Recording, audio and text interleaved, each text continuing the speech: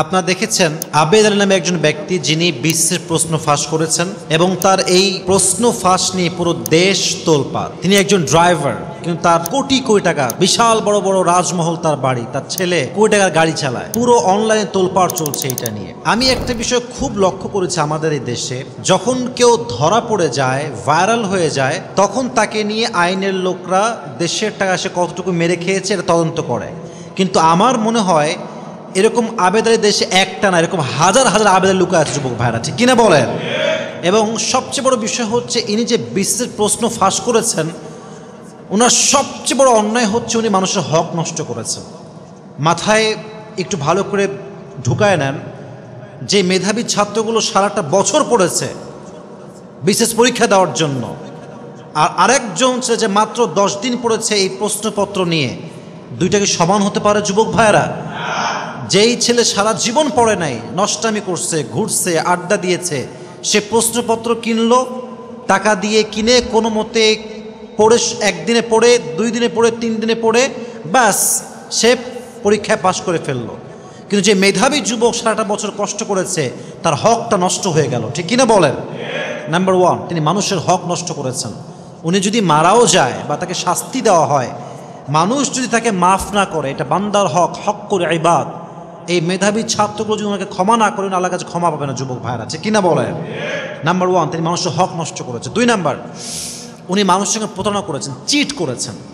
এটা অনেক বড় ধোঁকাবাজি। এটা হাদিসে আসছে, মান গাশশানা ফালাইসা মিন্না। নবীজি বলেছেন যে আমার উম্মতকে ধোঁকা দেয়, সে আমার উম্মতই, আমার অন্তর্ভুক্ত সে হতে পারে না, আমার উম্মতের মাঝে শামিল হতে পারে না। নাউজুবিল্লাহ পড়েন আপনারা সবাই।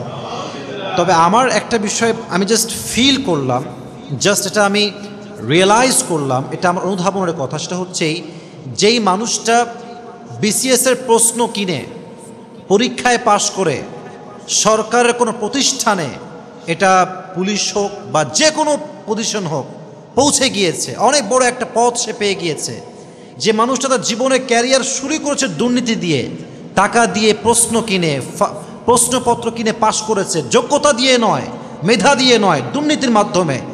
ভালো করে বুঝে বলেন তো, এই মানুষটা যার জীবনের শুরুই হলো দুর্নীতি দিয়ে, এ মানুষ দেশের জন্য ভালো কোনো কিছু কাজ কি করতে পারবে যুবক ভাইরা? বলেন বলেন বলেন, পারবে না। এই জন্য আমাদের দেশটা, এই যে অনেকটা আমাদের অগ্রগতি কমে গেছে, দেশে দুর্নীতি বেড়ে গেছে, কারণটা কি? এই যে এগুলো হচ্ছে কারণ।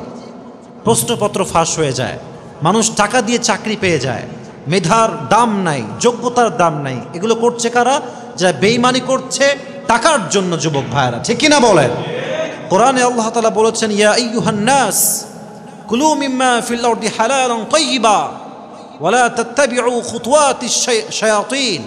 আল্লাহ তাআলা বলছেন, তোমরা হালাল ভক্ষণ করো এবং তোমরা ওয়া লা তাত্তাবিউ খুতুওয়াতিশ শায়াতিন, তোমরা শয়তানের যে পথ আছে, যেই শয়তানের যেই রাস্তা আছে, এই রাস্তাকে তোমরা অনুসরণ করতে যেও না। ইন্নাহু লাকুম আদুউম মুবিন, শয়তান হচ্ছে মানুষের প্রকাশ্য শত্রু। এজন্য আমরা ট্রাই করব, অল্প হোক, যতটুকু হোক, হারাম নয়, হালাল খেয়ে আমরা বাঁচবো। রাজি আছেন তো ইনশাআল্লাহ? এবং সবচেয়ে গুরুত্বপূর্ণ কথা আমার প্রিয় যুবক ভাইয়েরা, মাথায় রাখবেন, কেউ যদি টুপি পরে, দাড়ি রেখে, জুব্বা পরে দেশের টাকা মেরে খায়, আইন লঙ্ঘন করে, চুরি করে খায়, ডাকাতি করে খায়, ইট ডাজন্ট মিন যে প্রত্যেকটা দাড়ি টুপিওয়ালাই খারাপ, ঠিক কিনা বলেন যুবক ভাইরা? দেখবেন যখন মসজিদে আমরা যাই, যেই লোকটা জুতা চুরি করে সেও কিন্তু দাড়ি টুপি পরেই আসে, দাড়ি আছে, টুপি আছে, পাঞ্জাবি পরে আসে, দেখে মনে হয় মাশাআল্লাহ ইয়ার ইয়ে তো अभी अभी जन्नत से भाग के आई है मस्जिद के अंदर। কিন্তু ব্যাপারটা হচ্ছে কি, সে রূপ ধারণ করেছে জুতা চুরি করার জন্য। ইট ডাজন্ট মিন যে সব জুব্বাওয়ালাই খারাপ, সব টুপিওয়ালাই খারাপ। আমি আসিফ খারাপ হলে সবাই খারাপ নয়, আবার আর একজন খারাপ বলে সবাই খারাপ হতে পারে না, কারণ সবাই রূপ ধারণ করেই দেশের টাকা, দশের টাকা মেরে খায়, ঠিক কিনা বলেন? আল্লাহ আমাদের সবাইকে এই সমস্ত দুর্নীতি থেকে হেফাজত করুন। সকলে আমরা মন খুলে পড়ি আমিন।